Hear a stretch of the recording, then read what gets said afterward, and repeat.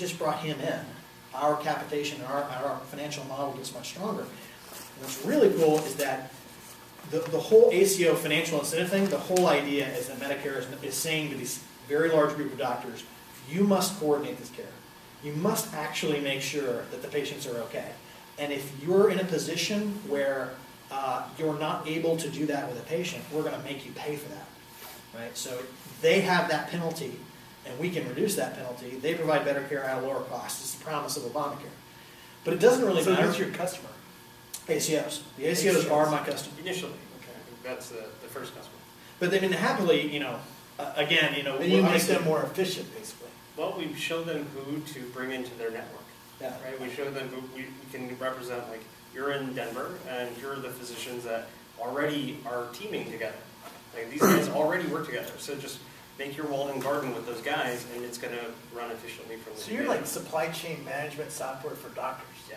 Delivery Only systems. the supply chain is the doctor themselves. They have healthcare. Right? Well, in the healthcare industry, they call it healthcare delivery models. Okay. Right. So I'm an industrial engineer, but so it's perfect for me.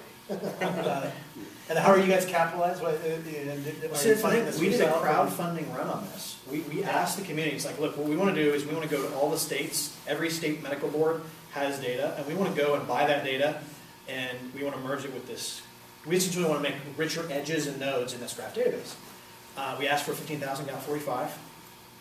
Right? So, and we think is it only you guys right now, or is there? We have a third partner. Okay. So very early. So much different than the other. Very early, but already profitable and huge funds of crowdfunding. So, from our perspective, like when we think about capital, it's like, why would we go get capital? All we have to do is go back to the community and say, would you like X? And we have a reach. Like I'm an O'Reilly author, so I've written a book. Everybody knows that I'm an expert in health IT. So if I say to the health IT community, do you want X? And they all say, yeah, we do, to that scale, which is to say, I ask for X, they give me 3X. Why would we dilute, ever? Yeah. And then, of course, we're watching very carefully the Jobs Act, the crowdfunding of finance, which is going to create new types of financial instruments. We would really like to have the option to look at having our first rounds be crowdfunded rounds if we do raise money, just because at least having that option, we think, especially in our case, where we already have a crowd, is going to dramatically lower the cost of capital. So that's kind of what we're thinking. Excuse me, I'll turn off my ringer. Actually, it's my life. I should take this. Anything you guys want to know, because this is a very different kind of business. I'll tell you another story about supply chains. If you go to China and meet this guy named Liam Casey, Larry, you've never met Liam Casey, have you? Yeah, he started selling clothes in Ireland, and then he moved to LA and sold clothes and switched to electronics.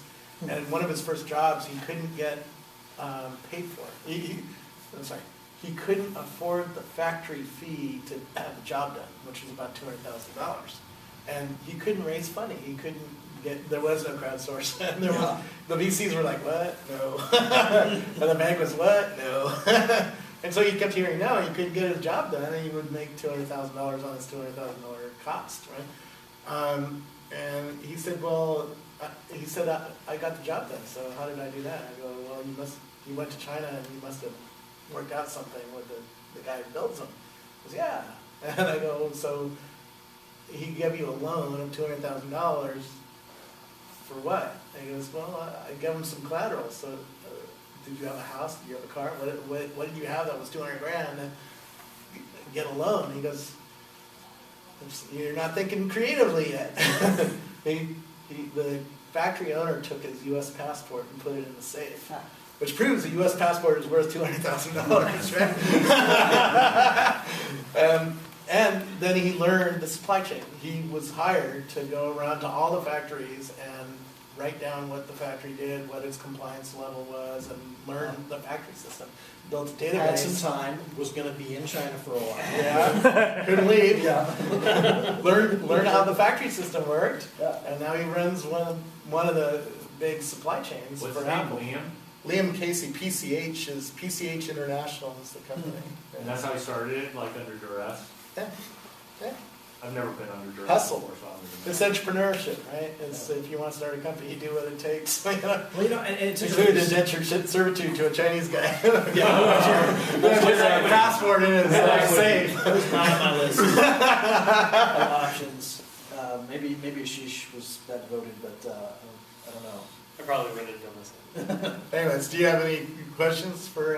Because this is a very Have you different guys business thought model. about? Have you guys thought about getting a customer to fund and doing? So we are. So one of the things that we're doing right now is, Prepaid. obviously in healthcare IT, doctors trust doctors. And in general, hospital administrators trust hospital administrators. It's kind of natural. It's very cliquey. And so what we're doing is there's two major ACO associations that are forming. One is a physician's ACO, one is a hospital's ACO, so affiliated with the hospital or not. And it looks like we have one of those two contracts.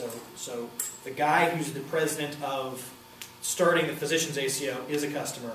We'd like to get the person who is starting the hospital ACO to be a customer.